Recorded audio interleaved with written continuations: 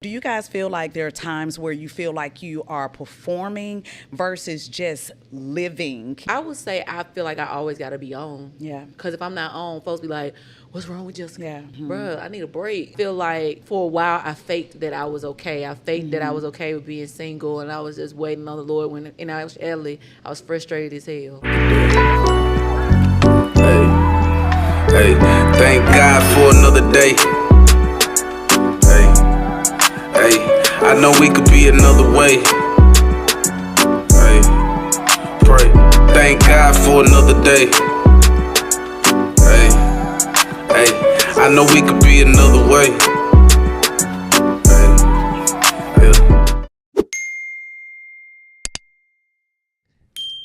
Hey, you guys. I am Dee Fomby, and I'm super excited to be here with JessAsk, the podcast.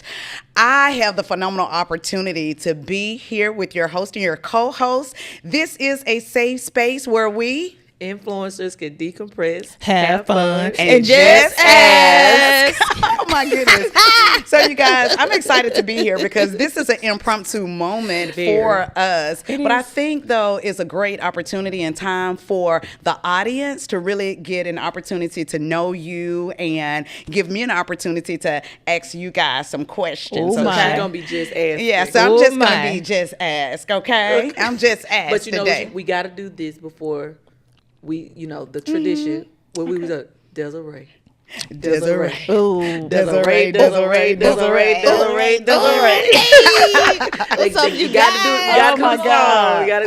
I'm We gotta know that you're excited. here. Yeah. Now, if y'all don't know, if y'all been on the rock somewhere and you've been watching Just Ask, this is Dr. Dee Fomby.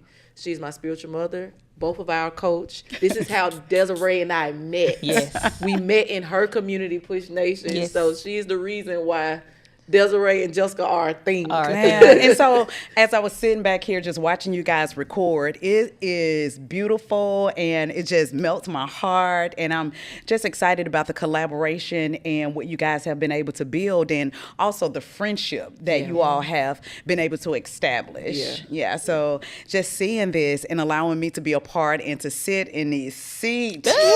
Ooh, Yeah. to sit I don't in this give my seat. seat up for No. nobody.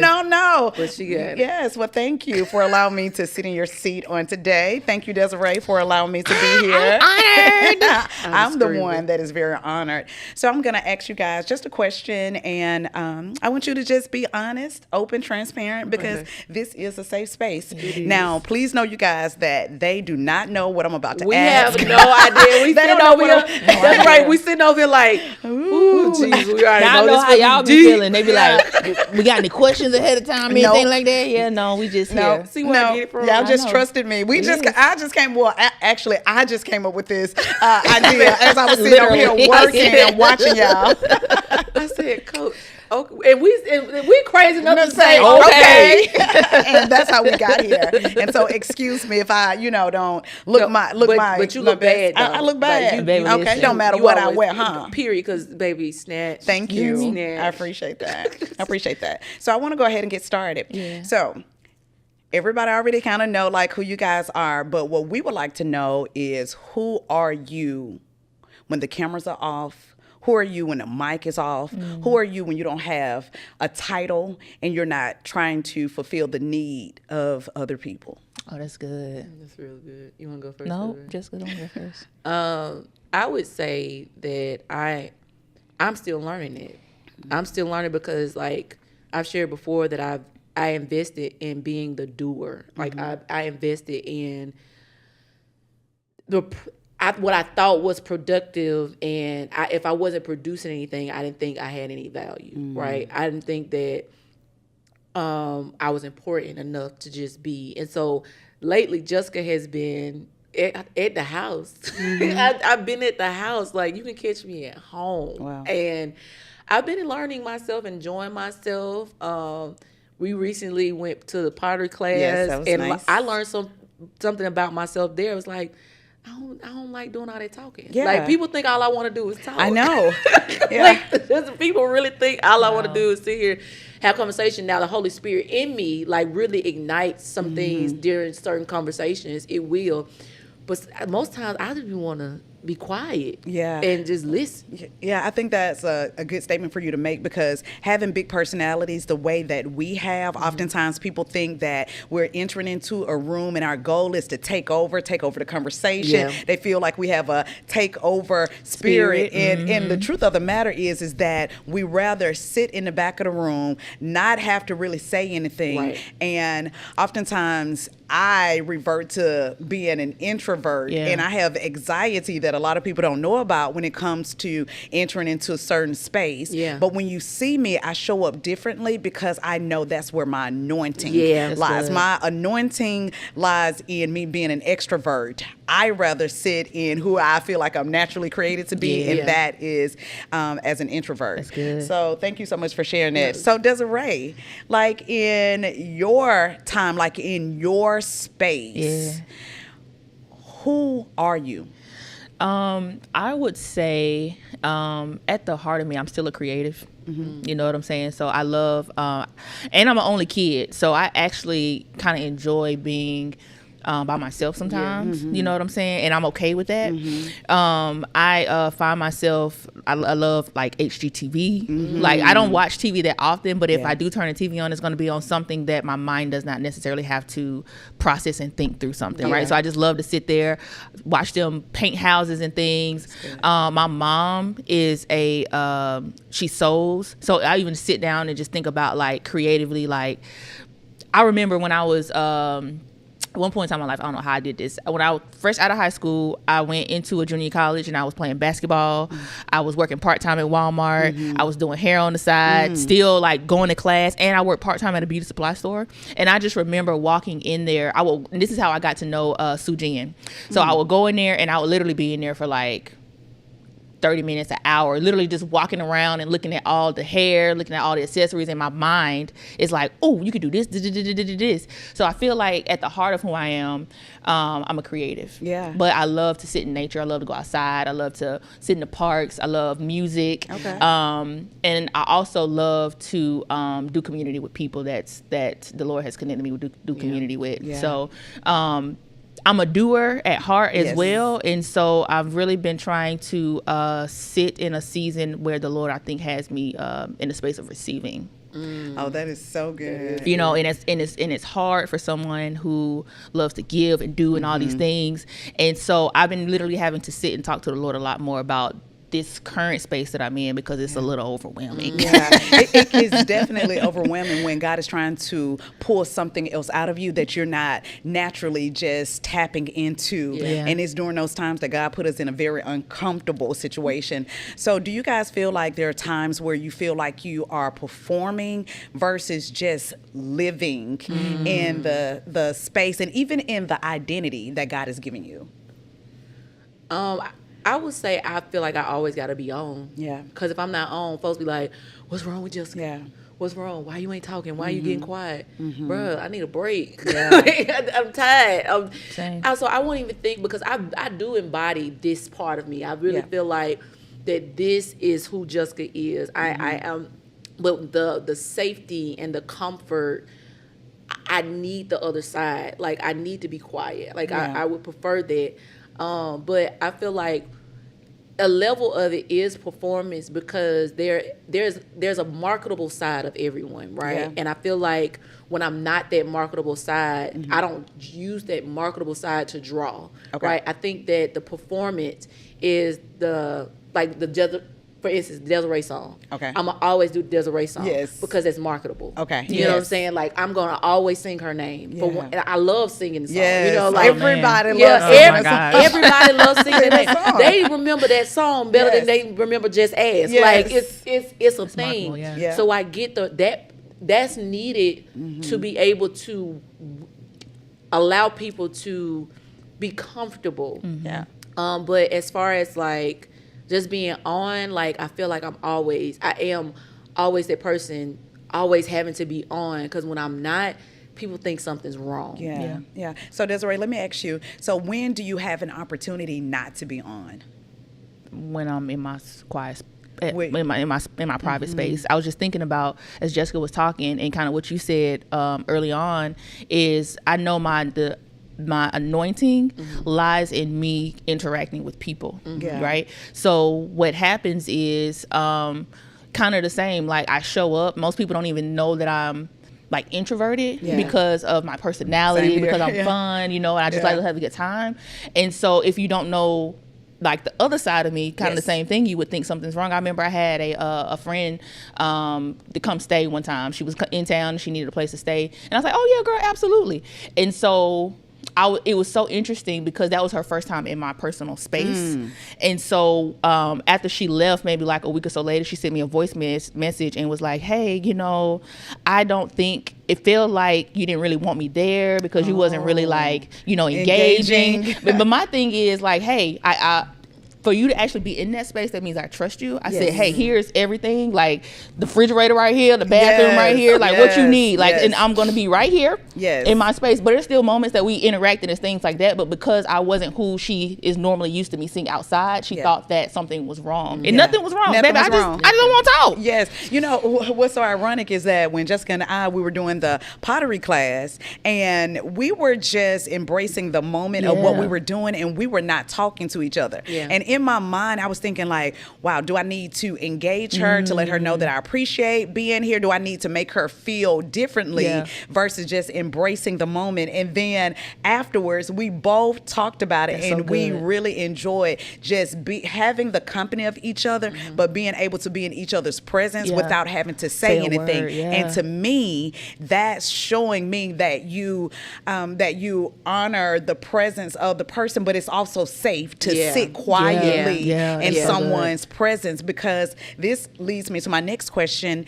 When you feel that, or people expect for you to just show up and be the extroverted person, sometimes people are not able to see when you're not strong. Which means that you both are considered the strong person. Which I want to ask you, how do you communicate your needs when you are not that strong person? If I'm honest, that's still a space that's a space of opportunity for me to because I just naturally internalize everything. Like I haven't been the type to be like, hey, I got this going on, or woo, woe is me. Like I always have been in a space where things would happen. I'm like, all right, Lord, I would process it mentally, like, okay, what we got to do, and I'll just go forth in the thing.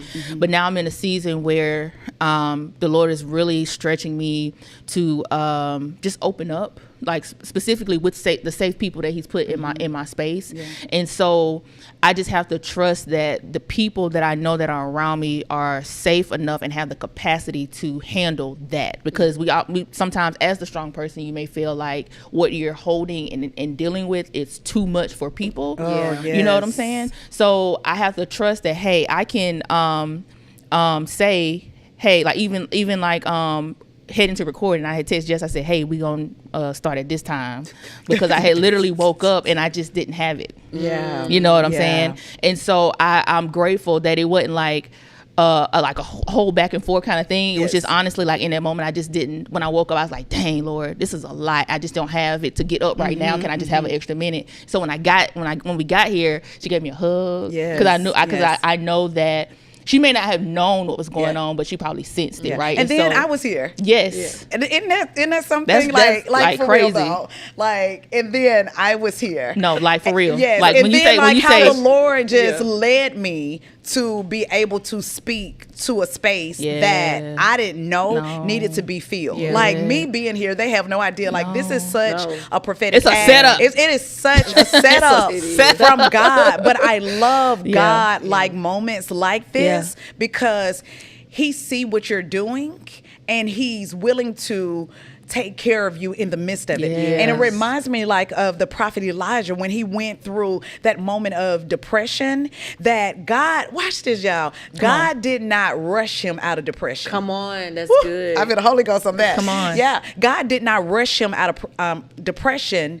God took care of him, but He limited the amount of time that he could be in that depression. However, God is so concerned about us. Come on and now. all of this that we're doing, like it is great how we're helping other people and all of that. But God is concerned about you as his daughter. Yeah. As to the reason why he would allow Jessica to have the grace, the patience to just come in, notice you and hug you through that. And then how he would strategically put me here in this space. Like, this is God's love and concern. And I want those who are watching, I want you guys to really pay attention to those moments where God is just loving on you. When people say, hey, you look cute today. I love when you do this. Like when people have words of affirmation or they give you a compliment, those things are not random. That is God just sending love language to you. That's God affirming you. That's God saying, I see you, daughter. I see you, son.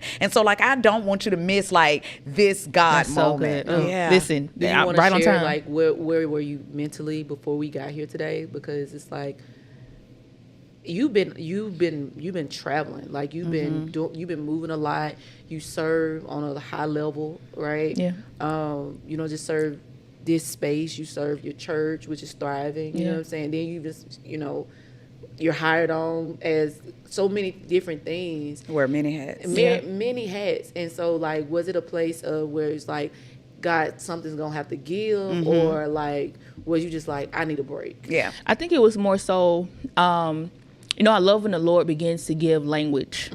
Like I've always done a lot of things at one time, right? But I think in this season, I've gotten language to why I function and operate the way I do. And the language is a builder, right? So I now know the reason why my mind automatically goes to, okay, so how does this work? Like what is the X, Y, and Z? Is because I help people build, right? So, okay, great, Lord. Well, what does that mean? So now if I look at all the spaces that I'm in, I'm literally building in all these spaces. And not only am I building, the other component is I'm also having to be okay learning that I'm used to building and doing what I've built. But in this space, I'm learning to have to build and lead. So yes, I'm doing the thing, but this component right here, child, I'm an only kid. I'm used to building and being a lead in my own life. But when it comes to like stewarding people in this capacity where I'm actually having to teach, verbalize, communicate, like that's the uncomfortable part for me. So it's like in all of these spaces, Lord, all of them at one time. All of them. Like I'm building in all the relationship, church, all of these. It's like it's all like, and it was just overwhelming. So it wasn't like, hey, I can't do this. It's hey, I need you to expand the capacity for it and give me the strategy on how to do this efficiently so that I can manage and steward it well. Like just asking God to expand you as he's expanding all of the things that even are my happening. mindset, because if your mind is closed off to it, like then he can't go in and actually do the work because you can't even let go of where you were to go to where you're going. That is so true. So good. Now what I also understand about being a builder is that yes, we go in to build, but also there are times, many times, as builders, you build, then leave. Not lead, leave. Wow. Yeah. Builders, they build it, they put the system, they put the structure, and then they give those instructions to the next person so that they can manage what has been built. That's so good. Watch this. So a part of that also is when you're used to doing all the things, people depended on you. So the idea of not being there and having to leave the thing is like, well, what does that mean? Like, we not good or so it's all of this like stirring in a little pot. So it's not like I'm not in a bad space spiritually. Like I knew that my spirit is strong. It's just like mentally and physically, my body's just like, girl, we just need a moment. But also like God is just teaching you how he want you to build going into the next season of your life, because the way that we've built it is that we have built it, we've managed it, we have provided the customer service to it and all of that. But God was like, no, you're going to build it, you're going to put the SOPs together, and then you're going to hand that off so that you can continue to build. Do you think that we have a problem with that because we don't get to involve ourselves with the fruit of the production? Like almost like I worked so hard for this, but now I gotta leave it. Like I don't I don't get to enjoy any of the labor that was put in. So you do get an opportunity to experience the fruit of it. But this is what I want you guys to know is that your enjoyment of the fruit is not necessarily what you built. It's not like oftentimes like we want to enjoy the fruit of our labor in the place in which we were assigned to build. Come on. And so you may have only been sent there to build, and then God, he allow you to enjoy the fruit of your labor in your personal space. Yeah, that's good.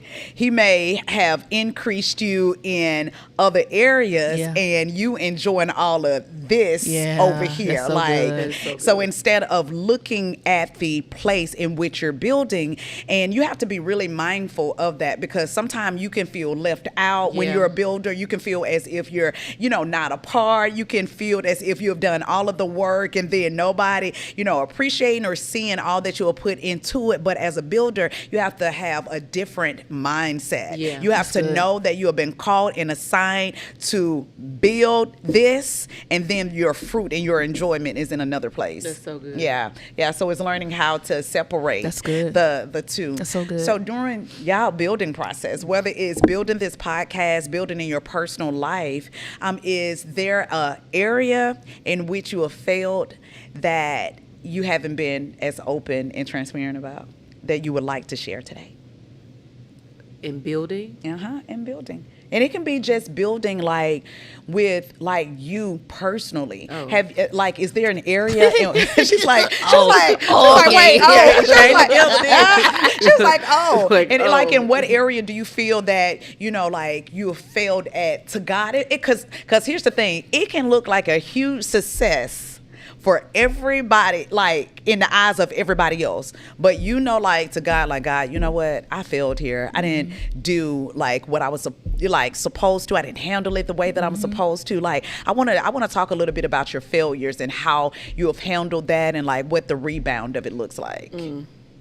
When I thought of two things I thought of when you when you said that, which people that have watched those episodes before know about this, but in relationships, where specifically right now I'm talking about romantic relationships. Okay. Let's talk about it. Romantically, I've gotten caught up, being the other woman, and just not, being strong enough to leave situations when I, discover certain things. Yeah. And so I feel like for a while, I faked that I was okay. I faked that I was okay with being single, and I was just waiting on the Lord. When in actuality, I was frustrated as hell. If I could be that, if I could be that honest, I'm frustrated with the idea of, okay, maybe this is all this is for me, or maybe a man won't need me. I had a ex-boyfriend's dad tell me that I was gonna have to choose being a wife or in ministry. I had to, and it wasn't that he was like that he didn't like me. He really liked me. Like, we vibed and everything. Yeah. But I'll never forget that he said that to me when I was in my 20s, and I didn't really consider myself a minister. I just was, very adamant. I had just reconnected with the Lord, getting my life back with Christ or whatnot. And he said that to me. He's an older man, and when he said that, it kind of like, as like, I'm 34, 33, 34 years old now, and I still haven't found or experienced my husband. You know what I'm saying? And so what does that feel like as you are building? Like, not having your person? I would say before I became free, that's my pinnacle point. That's like my turning point for me. Before I was free, it felt like a lonely place. I felt shame that I wasn't that place. There was a lot of doubt there. And it's still some things that I'm like, make sure I don't have the residue of. But if it was a lonely place, it felt like the Lord just didn't choose me to be what I felt like I wanted to be. Like I was like, why would you give me this desire to be a wife and I'm not a wife? Like I've done everything that you told me to do and you're not doing nothing. The one thing I want is you're not I'm getting everything else. I look good to everybody else. Oh, you're such a good woman and you're such a this and you're dope. And then it pisses me off. I'm being very fluent with I have to remember my BGTV. But it upsets me because it really upsets me when other men tell me that. Yeah. Like, and there are men that like just are saying, like Caleb for one. Mm-hmm. Caleb met with me and Desiree for dinner. And we were talking, and he was in my business. He was asking questions, and I trust Caleb. Yes. And he was asking me all these questions, but he was still reaffirming me. And I was like, Caleb, I don't know. He said, you always been a good girl. You always been this. Because Caleb known me since I was 20-something. So it's like, you always been this. You always been that. And I'm just like, well who gonna come get it? You know what I'm saying? Yeah. Like, that's real. Who gonna come get it? Real. You know? And so I looked at it bad then, but then now post freedom, post knowing that I'm actually living in freedom, it's like, okay, Lord, I'm really just genuinely focused on me. Like, I've never been that way. I've never given myself permission to say, you know what, you can love yourself this time. Yeah. Like, you can really love yourself. And if they can involve themselves in you loving you, then maybe that might be the person. And then also, I was doing it wrong because I wasn't including my community in that process as well. So I was failing because I wasn't asking the people that I trusted. You know what I'm saying? But I really did trust myself. So just trying to do it by yourself. I feel like, you know, I've been through every phase in my life from single, married, divorced, remarried, all of that. And I totally understand, like, being in a place of singleness, how important it is to really learn yourself, because who you know yourself to be is the person that will make decisions for you. Oh, that's good. Yeah. Who you know yourself to be, not the one that we showcase to everybody else, not the mask that we have, but the person that we truly are is the person that's making decisions for us, which means that in relationships, sometimes we are choosing the people or allowing those people to come into our space because of how we truly see ourselves. So good. I want to go back to the question about failure. Desiree. So what had came up was just the recent revelation that the Lord had showed me about finances. Okay. So, which, you know, I had went through when I first started entrepreneurship in 2015. I was just out here just doing the thing, making the money, but I was like, Lord, where the money at? You know? And the Lord had just placed me, I ended up meeting Disa Jones, and she helped me. She started doing my budget for me. So we did that for about a year, and then at the church I was in, I went through Financial Peace, a small group, the Dave Ramsey course.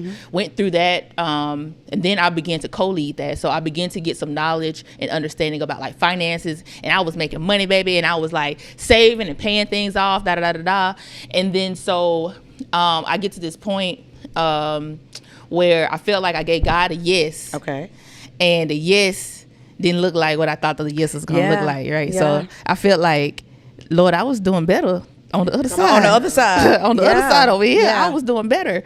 And so I felt like, I came to a point where I felt like the Lord had give me some relief and bless me. So I he ended up leading me to sell my home, and I got a pretty good return back. But at this time, I was also kind of in a transition, right? So I was able to pay some things off, but also live off some things. But what happened also was I felt like I mismanaged some of those funds. I sold in some places out of immaturity. You know what I'm saying? And it wasn't a little, it was a lot. So in that moment, what began to happen was I began to sit in shame, right? Shame of mismanaging and things like that. So fast forward, here I am about 2 years later, and the Lord revealed to me that I've had a block on financial success. Like, it's almost a fear of success, because the fear of mismanaging it again. You know what I'm saying? So sitting in that, I'm like, okay, Lord, I just began to like renounce some areas that I I felt like had sown in background, you know what I'm saying, and just really just begin to like repent. And so I feel like I was actually holding myself up with some of the financial things that the Lord is wanting to bring, because I was allowing myself to sit in that shame and that guilt from that past. But on the outside, it's like, you know, you out here, you on flights, you doing all these things, but the truth of the matter is, the Lord, when they say you begin to learn the Lord, like when I say these last couple of years, I have learned who Jehovah Jireh is. Come on. I've literally, and I know that was a part of the process, because before, I was my provider. Come on, you know what I'm saying? And I knew that was good. the main thing about this process, was the Lord was like, I need you to make space for me. Yes. Like I want you to see that I am your loving Father. Yes. I want you to see that I am the one who provides. Yeah. And so now I'm I've had to, and I'm trying to be in space of, you know, just really relying on the Lord in that space of finances. This is so good to me, because when God is trying to take you to another level, he begins to show you another identity of who he is. And so when God took me through my transition when it came to finances and everything, I was at this company and I helped the company generate millions of dollars. I started a whole department. I loved what I was doing. Like, it was the best thing ever. And I remember God told me, he said, hey, I want you to quit here. And I told the Lord, I was like, shoot, you're going to have to fire me, because I ain't leaving. I mean, like, I challenged God and said, you're going to have to fire me because I ain't leaving, because everything that I built was surrounding this particular job. Our houses, our cars, my family, everything. And I knew how to do this job with my eyes closed, right? And so I felt like the company that they needed me, and there will be no way that they would fire me or to let me go. And when I tell you guys that I was fired from the company, not because of a performance or anything like that, I was fired for a reason that I know that it was all God. How do you get fired while you're pregnant on bed rest? You know what I'm saying? After your FMLA, come on, I was fired. And I remember God, he whispered in my ear, he said, I'm about to show you that I'm Jehovah Jireh. And God began to show me another layer of him. And I told God, I said, God, show me how to manage well. Give me additional resources so that I would never have to depend on the world to provide for me. I wanted God to show me about kingdom advancement. I wanted him to show me how to be a good steward over what he had given me and he entrusted into my hand. But it started with, from that point, excuse me, you guys. From that point, I went on food stamps. I was driving a BMW, and the people did not believe, because at the time I was pastoring, and they didn't believe that I wasn't getting income from the church. So they had to write letters saying that, hey, they do pastor, but they're not getting money here from the church. Like, people could not believe the financial area that I was in. That's because God stripped everything that I was relying upon away, watch this, so that he can prove himself to me. So everything that you're going through is not so that you can just experience the weight of it. It's so that you can understand the identity of God, so that you can understand like who God truly is. So if you're experiencing like a financial hardship right now, yes, it's about being a good manager, being a good steward over what God has trusted you with, but it's also knowing that God is Jehovah Jireh, and he want to provide the solutions to the problems that not only you're experiencing, but the problems that the world may be experiencing. So because when you realize that you're a kingdom financier, when you realize that money and resources has to flow through you to the community to meet a need. So when God began to show you that he's Jehovah Jireh, what he's really doing is saying, hey, you are a conduit. You are a flow of resources. So he's teaching you that everything that comes into your hand, that is not about Jessica, it's not about Desiree. Like, there are certain things that flow through your hand that has to get to the people. But you don't know that until you realize that he's Jehovah Jireh. So I appreciate that moment. I appreciate that moment of vulnerability. So you guys, sitting where you're sitting now, what do you wish that I would have told you that I didn't? Ooh, that's a good one. Or who did you need me to be that I wasn't? What did I miss that you wish I would have? I think that's good. The first thing that comes up for me is I didn't know I could be free with you. Yeah. I'm cool. Yeah, I didn't. But you listen, okay. So I think I needed to know that I did have a safe space. Yeah. Meaning, and when I say safe space, people always say, it's like, what is a safe space? What is a safe space? Yeah. I need to be able to be naked somewhere. Yeah. And like, it's like Noah's son got, rebuked and dismissed because he didn't honor his nakedness. You know what I'm saying? Yes. Like, and I need somewhere where I'm naked can be honored. Yeah. And I didn't know, because and it's not anything that you had done.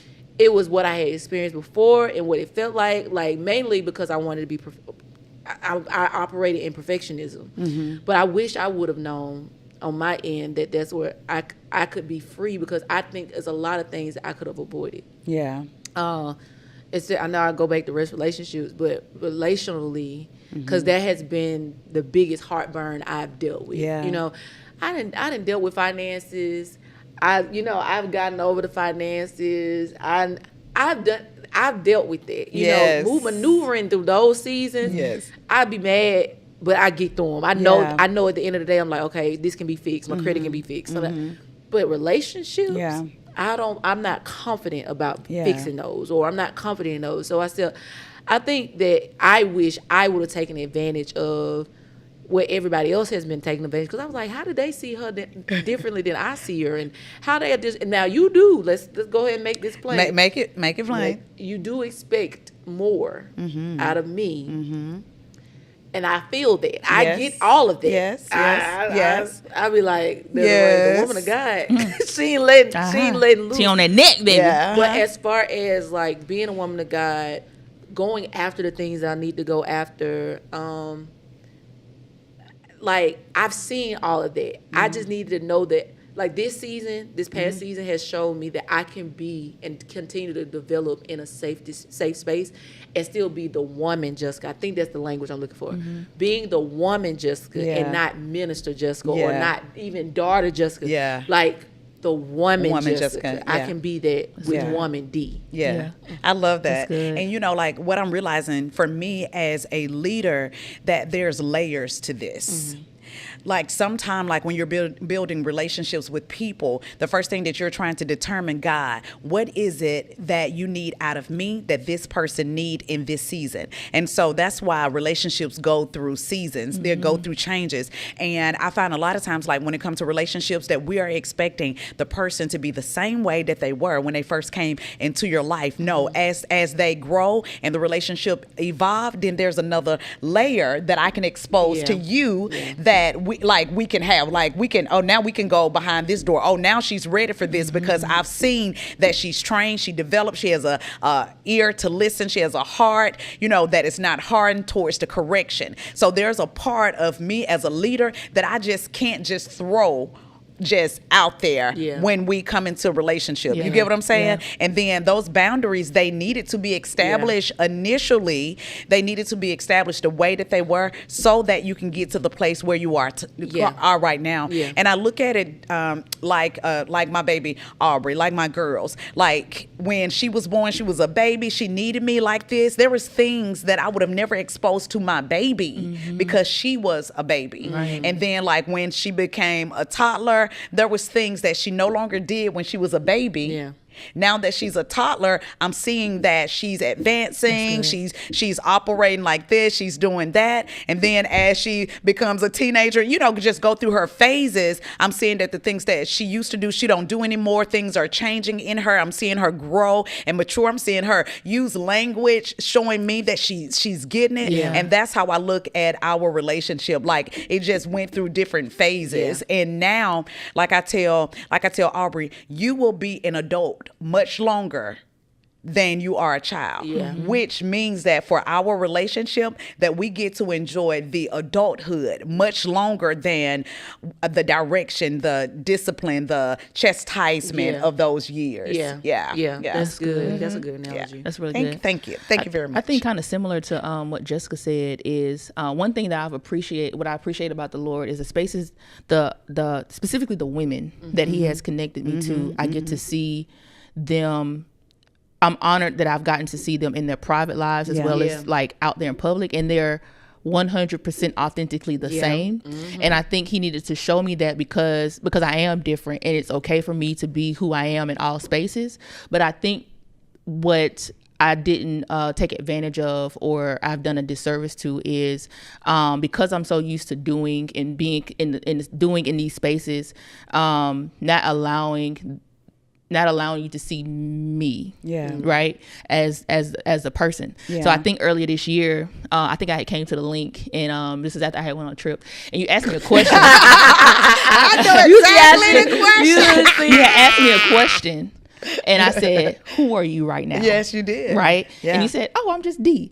So that when you said that, it was like, "Oh, okay." So she's asking about me, the person, right? And I was able to give you an honest answer. We could have some dialogue about that, because I felt like she just went back. We could have some honest dialogue about that, because I've had this narrative, and I've been working through this, even being at the Browns. Like, I had this narrative of not wanting to be a burden to anybody. And nobody physically said that. I just think, watching my mom struggle and try to do the best that she could, and like the hardship of that, in my mind, I'm like, dang, well, if I wasn't here, then it wouldn't have been this type of struggle. So I had this narrative. So that's why I had built my life around not wanting to depend on anybody, not having to depend on anybody. It's just like me, right? And so now that I'm coming into this space of like really learning, like, oh, people actually really care about you, the person. And I know that's been your heart the whole time. It's just I don't think I've been open to actually that. So when you asked me that question, I was like, oh, like me. Like, oh, I'm always checking on you all as a person outside of the creator, outside of the things. We'll talk about business, we'll do all of that. But when I come to you guys, when I come to my girls, like, I am checking on you all because I want to know, like, if there's any place in which I can serve you. And I never want you guys to feel as if you're out here by yourself, like you don't have the support, the emotional and mental support that you need, because you guys are doing just a lot. So this just leads me to my final question for you guys today. This has been really good, Coach. Thank you. Thank you. So we're doing a little quiz. So before we leave, what's one thing that you really want the audience to, like, people to really know about you, Jessica Smith, not just as the podcast, not Desiree the creator? Like, what do you want people to know about you? Or what do you think that you wish people would know about you, or would have known about you? I would just say that, and this is just to also encourage people just to be themselves. Like, even if I look back over my life, I've always been different. Whether it was, I was always into like sports, always into being creative. Like, even if I think about like high school, like because I did so many things, like I could be in multiple groups and it'd be okay. Like, oh, Dad's, like, I could be with the nerds, I could be with the artsy creative people. I played basketball, so I could be with the athletes. And like, from the outside looking in, like, somebody be like, you kind of all over the place, you're doing all these things, but I'm like, that's just who I am. And so I think I just want to encourage people to really just authentically be themselves. Like, I'm still like, there's still I'm working through breaking down walls and layers that I put up out of defense. But at the heart of who I am, I genuinely love people. You know what I'm saying? I genuinely want to see people like be who God has called them to be. And I'm just grateful that He's graced me to be able to do it in multiple ways. So at the heart of who I am a creative. But I think that we really get that. Like, that's exactly what you show. That's exactly like, Like that's who you are. And I think that you show up that way. Do you think that people misunderstand you in any way? I think just because how I show up a lot of times, I don't put, like we talked about earlier about like that performance part. Yeah. It's not, and I don't even think it's that I'm performing. That's who I am in that space. Yeah. Okay. But people don't really get to see me in the other space. Okay. You know, like I don't want to talk sometimes. Yeah. Like, you know, like, and it don't mean there's nothing wrong. Yeah. I just don't have nothing to say. And I said this the other day, like I was getting these messages about a post or something I had put out, and it had like some misspelled words and stuff like that. And I was like, you know what, Lord, I wish I would have cared. I cared more. I don't care. Yeah. Like people can read to see what it's supposed to say. You know what I'm saying? Like I get it. I exactly. So I love like being connected to Jess and being connected to like I don't want to say type A people, but people like who just operate in a different level than I do. Not that it's bad or anything. I just like I don't care, but I'm learning to care a little bit more about some of those things. Yeah. And so like one of the things that I share with people is that it's crazy that God would have me to write. Shameless plug. Shameless plug. Or not. You guys can go to the Bible app, YouVersion Bible app, and just put in Fomby, Fomby, and it will pull up all of the devotions that we write. And we currently are continuing to release content. We just released a 30-day Reset Your Money and Your Credit God's Way, and we're excited about that. So you guys go and download that. We'll put the link in the comment in the description. In the description. Yes, I mean, I don't know how it's gonna get there, but I just said that. We'll manage it. Yeah. But it's crazy that writing has really never been like one of my strong suits at all. So I have people that watch like my post and they're like, "Oh, Dee, okay, go ahead and correct that." Or Coach JD, he'll grab my phone, and there used to be shame around that because I really didn't care like you, because I think just being in that creative space, like I'm busy, y'all better be glad I'm putting this out anyway. You know what I'm saying? Like, you know, you get what I'm saying, but also at the same time, I realize that it doesn't reflect the excellence of God. And so if it was just about me, leave it. But because this is a reflection of God, change it. Help me, you guys. You see something that need to be correct? Okay, inbox me, you know, so that we can get it taken care of. So thank you for sharing that. Okay, what about you, Ms. Jess? Remind me the question. The question I was asking is, who do you want your audience? What do you want your audience to really, really know about you? Or are there any misconceptions that need to be, you know, spoken about or corrected? Do you have an idea of that? Of what? Of any misconceptions? Any misconceptions concerning you? Yeah, I do. I feel like I feel like when you walk into a room, you bring so much light, so much energy, and you're a solutionist that sometimes people may think that you are coming to take over, operate like in their space and things like that. But the way that our mind works is that we are there to provide a solution, and we don't even be trying to provide a solution. Like, but it's really like we want to be quiet. You know what just came up when she came with me to shoot a wedding. Okay, right? She was actually a guest of the wedding. Father's Howell's daughter wedding. You hear me? I'm the photographer. Jess there because she like, I'm gonna help assist. I'm like, I don't need assistance, but okay, come on, sis. Yes. So we show up. And just and it's the thing, like when there's something in you and there's a need in a space, it just naturally comes out. When people don't, and I really think it's people who aren't there yet, right? They may think like, oh, she's just taking over, but literally she was like, I don't know, I think she became like the wedding coordinator, the seamstress, the dress, like all these things in this space, because, and not that it was bad, it was just there was a need, you know? And she kept saying, I'm so sorry, I apologize. I was like, girl, hey, I'm good, go do you. Yep. And I feel like I show up the exact same way, and when there's something that needs to be done, yes, we do respect order, we respect the protocol, we respect what's put in place, but the solutionist in us can't help but want to provide. It hurts. It really, I don't know how to explain it. Yeah, I get it. If I don't do it, it's I'm like, oh God, I gotta sit here. I gotta sit here and watch this. Oh my God. Okay. I gotta leave or I gotta fix it. Yeah, something's gonna happen. Something. But I'm glad you say that. Yeah, I'm glad you said, because I didn't think of that. What I was thinking of was I'm not perfect. Yeah. I don't want anybody to think either. I am perfect. Yeah. I don't care what you see on social media. Yep. I'm giving myself permission to say what I'm thinking in a respectful manner, in order, because I I still have Coach D to. Our relationship started with her because I corrected her some art off the platform when I was like, it's art though. Like she was like, but that's not the woman of God. Like, so I have accountability, but I thought that I used to walk so ashamed or so afraid to say or do things.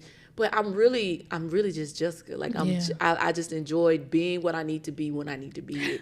You know what, like, as I'm hearing you say that, I feel like people need to experience that part of you more. Even like when the way that you connect with people on social media, I feel like that's the vulnerability, that side of you probably need to be displayed a little bit more, because even if I was to look like on your social media page, I'm seeing all of the things that are well. Yeah, I'm not seeing like, hey, you know, you struggle with this, but you overcome, because the correct way to be an influencer is to, show your vulnerability, but I'll say a kingdom influencer. Yeah, that's good.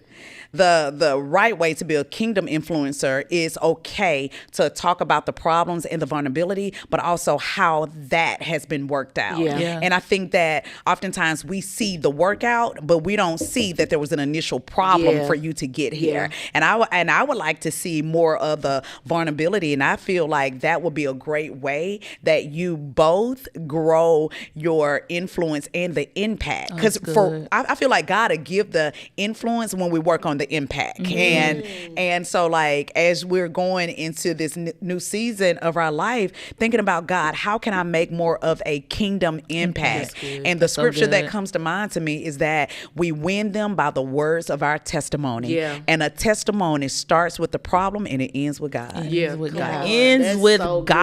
It starts with the problem and ends with God. Because that's the testimony, right? Because it's not that I think sometimes we'll tell the issue, and it's like, yes, you went through this thing, but are you still there? Like, but the testimony is God did it. God did it. That's the testimony. So I want to thank you guys so much for just joining me today on JessAsk the podcast. And so, like, if you could leave them with one word, if there's one statement, one prophetic flow word or whatever that is stirring like in your belly, what would you say in this moment to the person that is watching and listening? I'll just share, like, I will say, like, the thing that I am learning is me. And just being authentically me, and that the plan that the Lord has already in place is for the authentic me, right? And so just saying yes, even though I don't understand the process, has really helped me to journey well, like helped me to suffer well, because I know I'm not in this thing by myself. Even though sometimes it may feel that way, I know that the Lord is there. I know that the Lord has placed people in my path that if I would trust and lean on them, they're there for a reason. You know what I'm saying? So I would just encourage you guys to, especially as we go into this new season, is to really just begin to, I'm gonna say, lean, like, as cliche as it may sound, like, lean into the Lord. Like, wholeheartedly lean into the Lord. Like, I'm getting to a space because I know the Lord wants to use my voice in different ways. It don't mean I'm be standing in the pulpit or anything like that, but he gave me unboxed worship. And this journey has literally been me unboxing what I thought ministry was, what I thought I was, who I thought I was, and literally becoming a living sacrifice. And that's the worship. That's, you know, what I'm saying? So That's good. That's so good. I love that. I would pull from Desiree and saying, lean into not only God, but who God created you to be. I think we use the word where it says you were uniquely and wonderfully made, and we take that just to put a Band-Aid on things. But when you really find that out, that's not an easy process. When you find how unique you are, it can be lonely, it could be frustrating, it could be even, you might feel like you're confused at times. But when you discover how unique you are and how wonderful you are, it's a beautiful place to be in. It's a freeing place. And so I'm willing to share and be vulnerable on social media now, whereas I was like, child, I can't do anything. I just have to talk about the Bible. Go to my TikTok. Go to my TikTok. That's why I've been practicing. I've been practicing with my TikTok. So I think that, if anything, give yourself a space to be the unique and to be the wonderful, so that God can be exposed through the unique and the wonderful. Awesome. Yeah. And I'll just pull from that as well, is that when you're unique, you realize that you're multifaceted, which means that you're not faking, you're not pretending, but you're understanding what each environment, what each room need from you. And it's okay for you to show up and give that room what is needed. And then also understand that who you are created to be is the person that God loves. He made no mistakes when he chose you, when he created you, when he's given you the gifts, the talents, when he's given you something that is different from everybody else. And all the things that I didn't like about myself, I've learned how to embrace, from, my big lips, my big forehead, my big eyes, my pinky toe, my hands, like all the things that I used to want to change. I had to learn how to embrace those and know that this is part of my unique DNA, my makeup that God said is wonderfully and is fearfully made. So thank you guys so much for listening. Don't forget to share this out. Send this to someone, because we know that it would bless them. And I just want to know, like, when y'all got downtime like this, y'all let me be a part of y'all team. Come on. Yeah. Come on. You already a part of the team. If y'all don't know, shameless plug, like the Safe Space, we want you to join the Safe Space. It is a community on Patreon, and she is one of the leaders in the Safe Space, just because she is my leader. She has prayed with us. She has taught us. She taught us about what consciousness. It was that was so good. They ran with that one. They ran with that one. And so we're gonna be meeting, doing retreats and stuff, and she's gonna be. Oh, there. I'm excited about that. I'm excited to support you guys and serve you all, hold your bags, and work on your agenda. Holding the bag. Yeah, I want to do all of that. Okay, that's a bit much. I probably won't drive y'all, but okay. No, you won't. We know that. We know that. But no, y'all, the Safe Space community is accessible to you guys. We're all going to be there. I want them really to commit to the $19.99 a month. That's only $20 for the impartation, the wisdom, the accountability that you all will receive. Like, as you go, let me tell you, as you go into whatever season, as whatever is falling off of you, you need a safe space. You need a community. Community is important. A lot of what Jesus did, that it was done through community. Even the miracles, that was done in a community. It wasn't done in a church. Jesus taught where? In the community. How many times did you see him teaching in the temple? You did. He went and sat at the feet of the leaders in the temple, but that's so that he can do the work that was needed in the community. So I would encourage you guys to be a part of this community. Man, it's only $240 for the year, something like that. Yo, use your income tax to pay for the entire year. Like, do this for you. Do it for you. For you. That's so good. Do it for you. And I'm a living testament that, because I had to learn how to be my own safe space before I could create one. And so that's good. Thank you, Coach. Thank you, guys. Coach, we appreciate you. Thank you. So good. Can we believe that we just let that happen? I know. But y'all tell us what y'all was thinking. Tell us what you learned in the comments. Hopefully we'll see you over there in the safe space. But until next time, until next week, remember, life could be much more simple if you just ask. Just ask. Peace, y'all. What's up, you guys? We hope you've enjoyed that conversation. But make sure you like, share, and subscribe. And hit that notification so you don't miss an episode. We'll see you next Thursday.